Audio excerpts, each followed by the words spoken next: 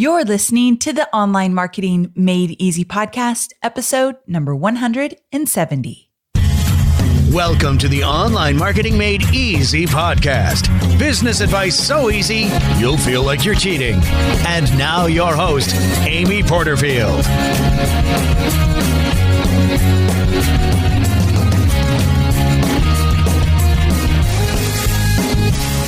Welcome back to another episode of the Online Marketing Made Easy podcast. I'm your host, Amy Porterfield, and today we are talking about overcoming distractions.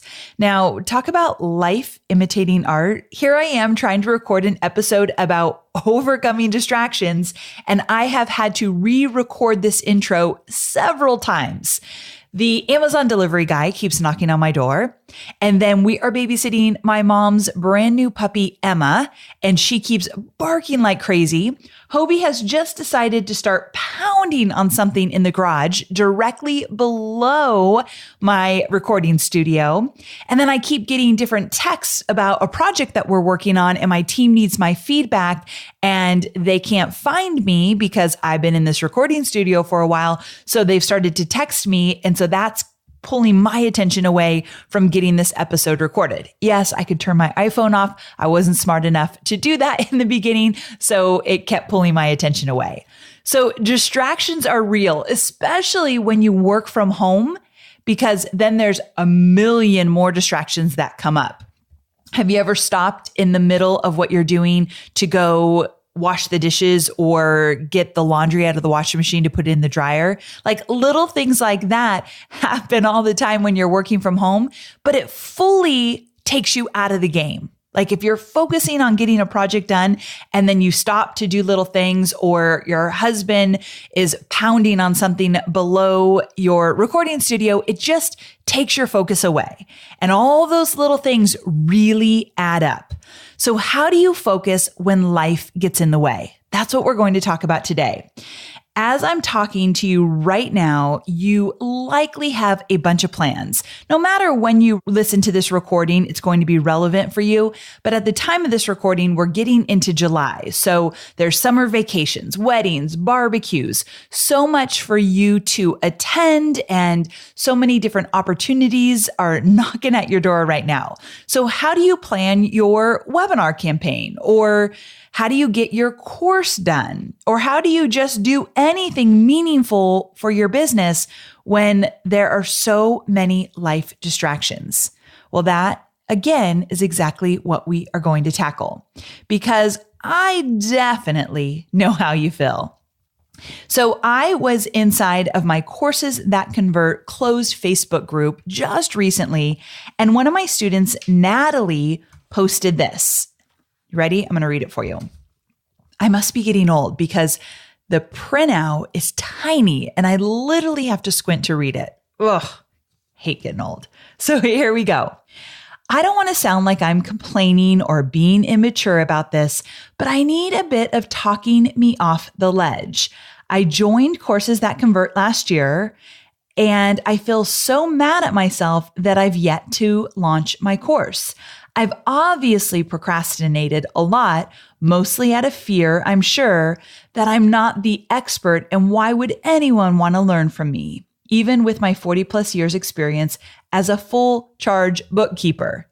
So the girl has a lot of experience under her belt, but she's starting to doubt herself. Like, why is anyone going to listen to me?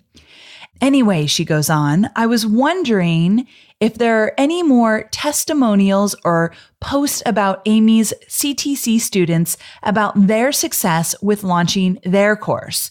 I feel like if I was able to see more success stories, then maybe I wouldn't allow so much overwhelm to beat me down. Now, Natalie is not necessarily just talking about the distractions. I kind of started out with life distractions, but there are so many distractions that get in the way of us getting stuff done. And one of the distractions is getting too much into our head and thinking, oh my gosh, I'm not good enough. I'm not the expert. No one's going to buy this.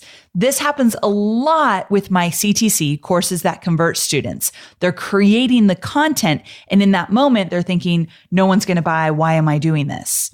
Which, total side note, is why I created a bonus inside Courses That Convert all about how to pre-sell your course before you've ever finished actually recording the entire course, just to make sure people will buy it before you sit down and spend all that time recording and creating the content.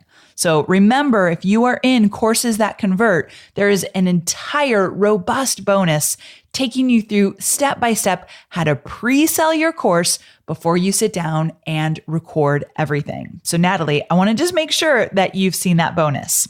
Okay, so back to Natalie's post. What I love is that my students inside that private Facebook group responded perfectly around Natalie's comment. And that is that they said, Natalie, you do not need more success stories or inspiration. You need to make it a priority and have a clear plan to get it done. And I love this. So many students said this to Natalie. And of course, there are success stories. Of course, she could look at testimonials, but she already knows that my course is legit. She already knows that people are getting great results. That is not what she needs. What that is a big, fat distraction. So instead of her poring over other people's success stories, because she's already seen those, what she needs is a plan. So today, Natalie, I'm talking to you and anyone else out there who can relate to Natalie and just feel stuck or overwhelmed or just plain old distracted. I'm going to give you some useful tools and strategies to move you forward. Because here's the truth. Those big projects, creating your course, getting your webinar campaigns done, working on funnels, writing emails for your promotion. Those bigger projects are the ones that drive your business forward. Those are the projects that actually make you feel really good when you open up your bank account and realize you are creating consistent revenue. You've got to get the bigger projects completed in order for that to happen. So if you're distracted by answering emails every morning or busy work, like I have been known to organize my Dropbox when I really should be recording videos, because recording videos feels really heavy in the moment because it's a lot of work. So I just want to be distracted. And so I find myself cleaning up my office and organizing my Dropbox. All of that is important, but not in the moment when I should be recording my videos. So we have all been guilty of either making ourselves distracted or just getting distracted with life. And so I thought this episode is important. Now, one more thing before we jump in, and that is that I want to remind you, I am doing 2 live events in San Diego at the end of the year.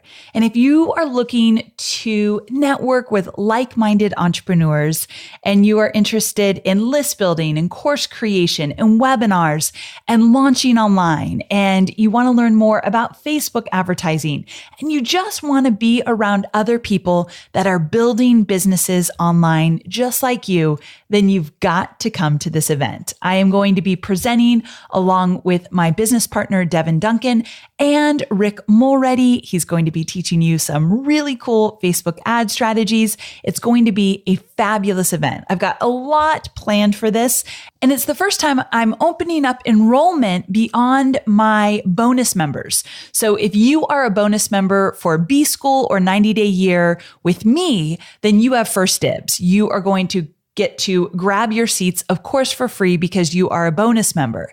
However, if you are not a bonus member and you've always wanted to come to one of my events and meet me and learn from me and my peers as well, this is your opportunity. Now, tickets are not yet available, but they will be incredibly soon, and you want to get on the wait list.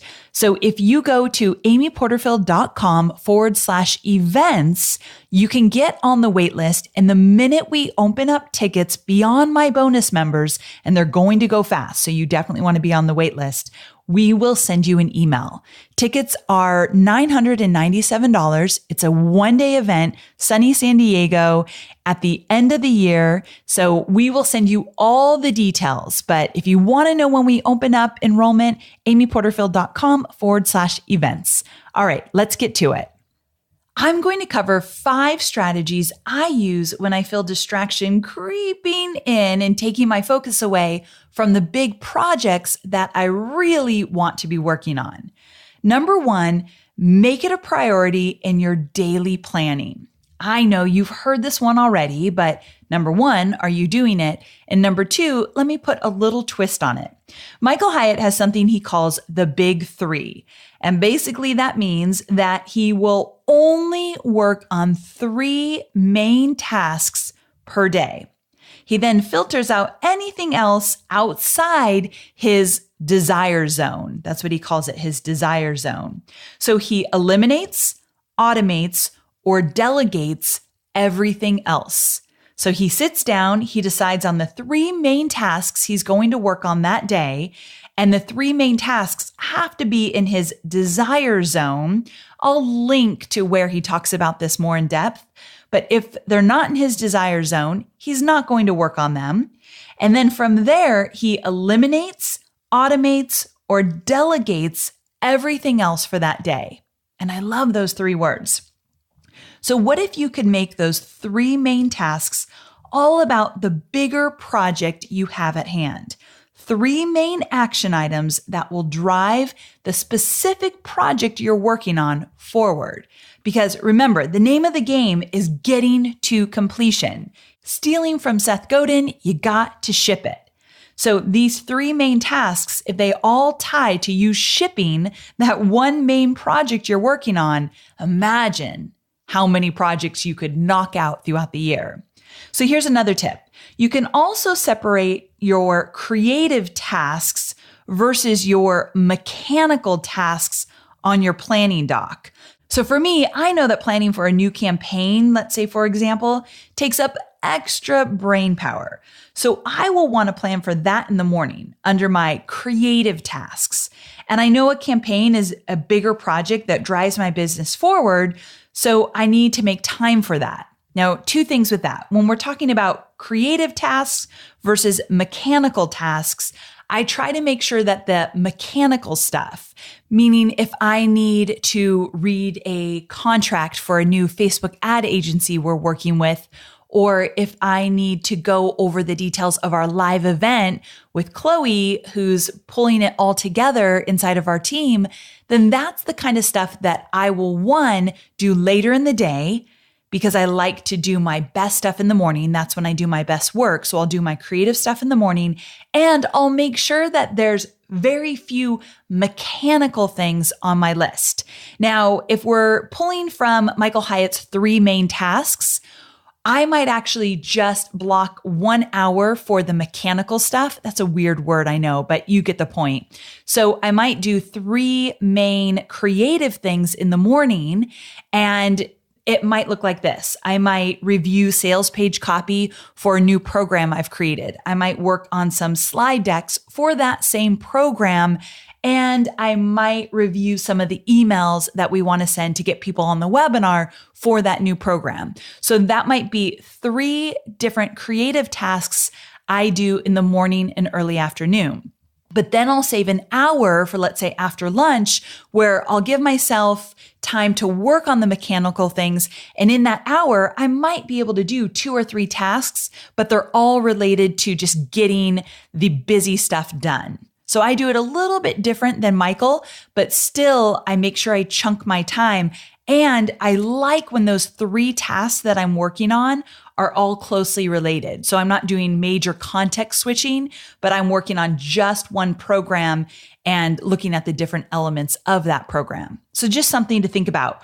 But when you make time in your calendar for this stuff, the distractions become less and less. And here's a little tip. So if I'm going to go into my office and work on slide decks for 2 hours, let's say, I will let Hobie know, because you guys know he's home a lot. He's a firefighter, so he works 24 on and 24 off. And when he's home, he is completely distracting. It's like the hunkiest distraction I've ever seen, but he's still a distraction. So I'll say, okay, babe, I'm going to be in my office for 2 hours working on slide decks. Once I come out, let's have a cup of coffee together, or let's have lunch together. So I'll let him know when I'm coming out. I don't know if you guys listened to the episode I did with Hobie where I interviewed him about what it's like to be married to an entrepreneur. I'll link to it in my show notes. But one thing that he said in that episode is he really likes when I tell him when we can actually have time together during the day. So if I give him a time, he'll get busy doing chores around the house or whatever he's working on. And then he knows, it's noon. Amy can have lunch with me now. So I'll finish my project as well. Instead of just coming at him at any time and saying, I'm ready now, pay attention to me. He's like, I'm working on this project. So respecting his time and mine is important for us.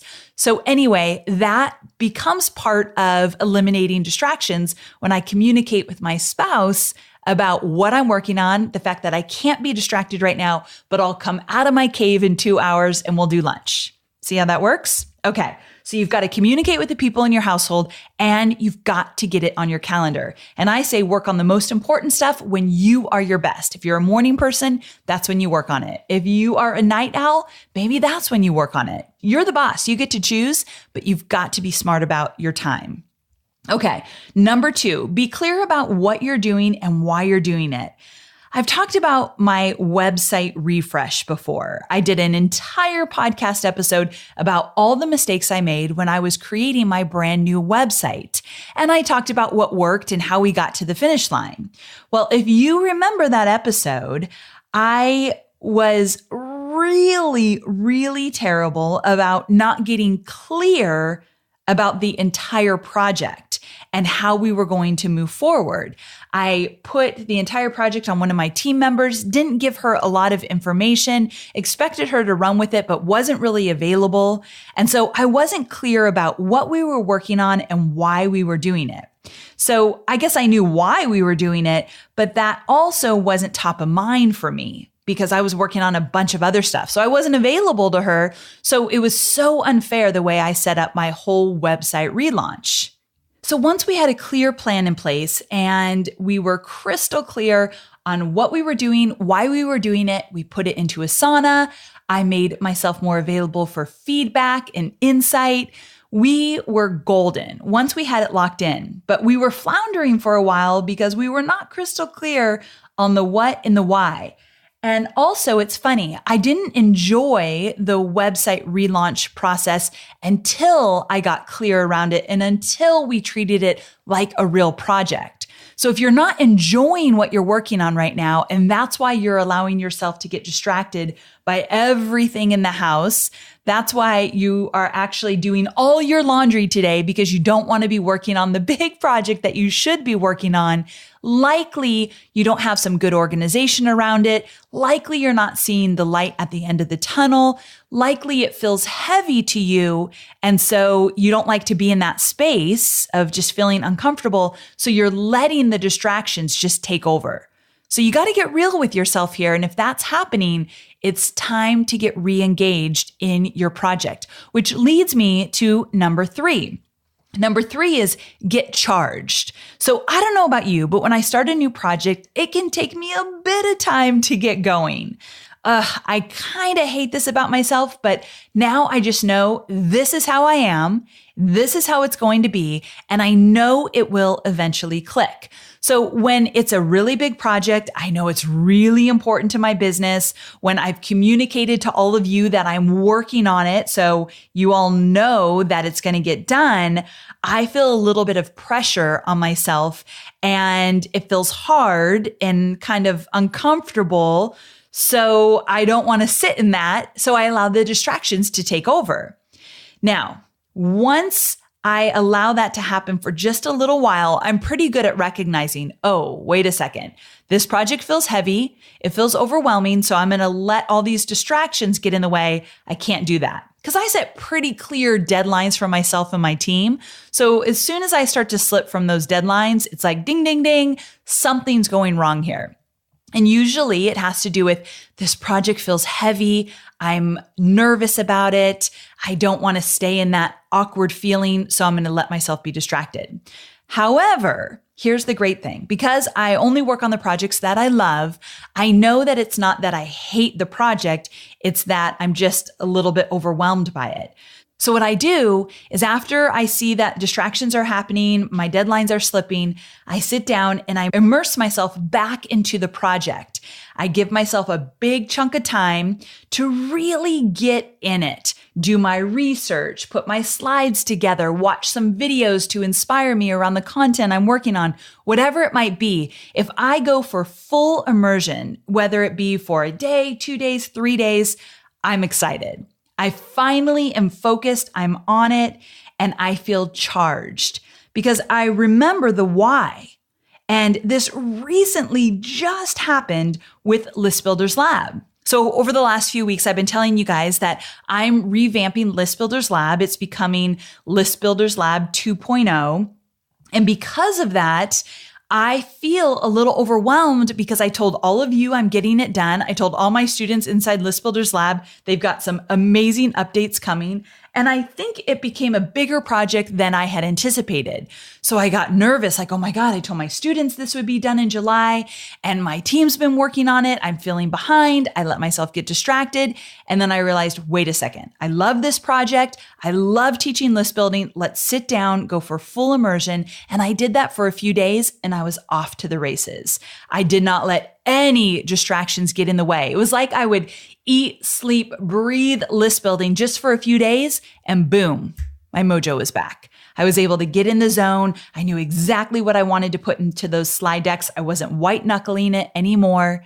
So I had to get excited about the topic again versus do a little here, a little there. I just needed a full immersion. And that is what changed the game for me. That got me recharged. And now it feels effortless. But for a while there, I got stuck in the overwhelm and it felt like I was white knuckling it the whole time. So you just got to know your triggers and pull yourself out. So get charged about whatever it is that you're working on. And let me tell you, you will get hooked on it and it will become so easy to avoid the distractions. Okay, number 4, set your flow. Now, I've already talked about this just a little bit, so I won't go into much detail here, but I know that you have to devote big chunks of time to the big, important projects. I talked about I'm a morning person. I'll only do creative stuff in the morning. But even beyond that, I want you to put on your calendar 2 or 3 hours that you're only working on your webinar slides, or 2 or 3 hours that you're only working on creating a core lead magnet for your homepage of your website. Whatever it might be, you can't do a little hour here, a quick 30 minutes there. Tomorrow, maybe you'll do an hour. When you spread it out like that and only give yourself a little bit of time, one distraction and you're wiped out. You totally are off your game.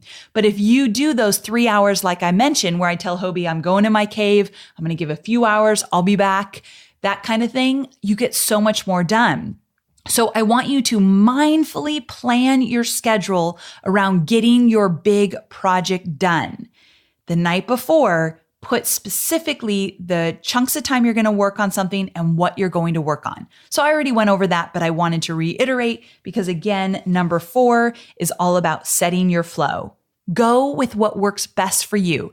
Time of day, how many hours you need. Find a good place to sit down and really get focused. If you hate working in coffee shops and you're sitting in a coffee shop trying to do 2 hours of slide deck creation, get out of that coffee shop, come home, get in a cozy chair, go where you will do your best work. But you've got to set your flow. And here's one more thing about that. If you are trying to juggle business and personal life, well, I guess that's every human being on this earth, you likely will have things come up like you've got to get a haircut or you've got to run to the cleaners or you want to take your kid to tutoring or whatever it might be. There's all these little things that jump onto our calendar at random times. And one of the things for me with setting my flow is that I try to keep all of those activities to a specific day or later on in the afternoon. Now, when you have a kid, that's not always possible, but if it is, be diligent about it. Meaning, I don't want you to have a 10 a.m.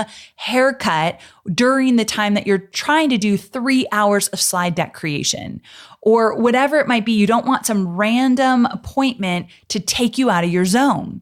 So I really do try to make all my appointments as late in the afternoon as possible to give myself 0 distractions from the minute I wake up until late afternoon when I'm done working. So just something to think about. Okay, so we're in the final stretch. Number 5, make a public declaration. Now, I did this for List Builders Lab, and I'm so glad I did it. I've been talking about this bad boy for months now. There is no turning back. During the messy time, during the time where I wasn't charged up about the program, during the time that I let all the distractions get in the way because I felt overwhelmed, I could have easily said, you know what? I'm not going to work on this one. I'm going to work on something a little bit sexier, a little bit more fun that I haven't worked on yet because I'm revamping. Revamping is not as fun as working on a new project. And so in those dark moments when I thought, maybe I won't do this, I thought, I have to. I've already told my List Builder Lab students that they have new stuff coming. I've already told all of you that I have a 2.0 program coming out. And if you're excited about list building, you want to finally do it in your business, I've got something for you. So I'm only as good as my word. This project has to get done in July. So because of that, I am definitely very aware of distractions. When they come up, I think, nope, I've already made that public declaration that this project is getting done. So talking to all of you about it has kept me accountable. And I would love for you to do the same. So how will you make a public declaration? Whatever you're working on, invite your audience in. Just the action of doing so will help you stay accountable and help you become very aware of the distractions. Because here's the deal. The distractions are never going away. Hobie will never stop hammering in the garage below my recording studio. However, I'm aware of it. I can make sure my communication with him is better. I can make sure I communicate with my team better about what I'm working on and the fact that I can't jump projects. And I can just be really, really diligent about blocking my time. So distractions aren't going away, but how you handle them can definitely change. And that's why I wanted to make this episode. So finally, I want to leave you with this thought. Sometimes I think I get distracted because I lose confidence in myself. Doubt starts to creep in, and that can stop me flat in my tracks. And I actually think that's what happened with Natalie. She wasn't just getting distracted with all the different things that happen in life that can pull our attention away from our most important projects, but she started to think, who's going to listen to me? I'm not an expert, even though she was. I'm creating a project and I don't even know if my audience is going to pay for it. So she starts to get into her head, all this doubt creeps in, and then all of a sudden, organizing her Dropbox, changing the laundry out from the washer to the dryer, and allowing her text messages and her emails to take over, all of those distractions are happening because she doesn't believe in her ability to do a really good job at the project that she's working on.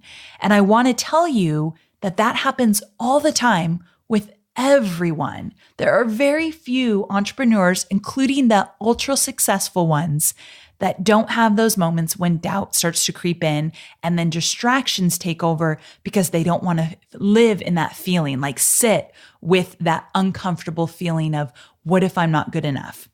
So first, you got to know that it's normal. Second, you need to know that you just do not believe that little voice in your head. You need to tell it to go away. You need to move forward even though you're scared. And you need to know that the confidence is going to come from you completing the project and getting it out into the world.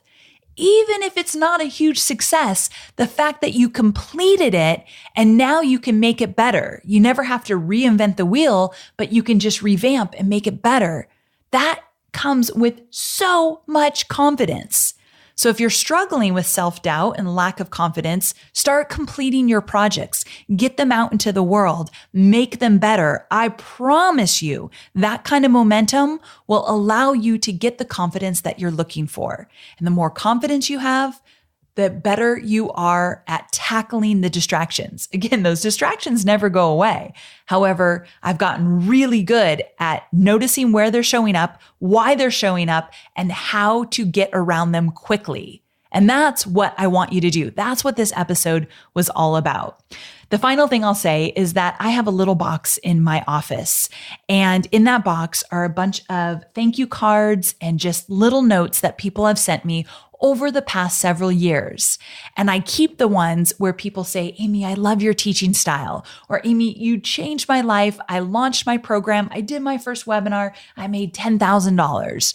Or Amy, your episode about this or that helped me move through a challenge I was having. Whatever it might be, I go to that box when I have zero confidence that what I'm doing is going to work. I go to that box when I'm having a really rough day. And so even just knowing the box is in a cabinet inside my office just makes me feel good. Like you always got the box of the kind words that people have said.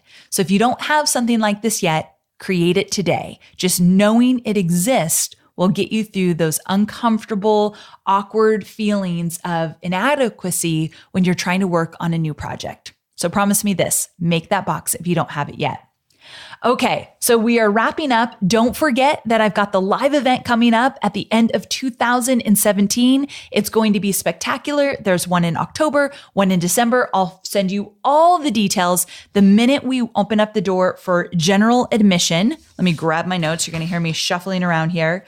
On August 7th, we're going to open up the doors to general admission. I don't know how many tickets we are going to have because the bonus members get first dibs. So you definitely want to jump at the chance. If you want to come, meet me in San Diego, spend some time, chat it up. We're going to have so many cool different trainings and exercises that you get to work on with a community of like-minded entrepreneurs. I can't wait to share it with you. So August 7th, we will open up the doors. And you can sign up, but you've got to be on the waiting list so the tickets don't go fast. amyporterfield.com/events. Have a wonderful, wonderful week. Bye for now.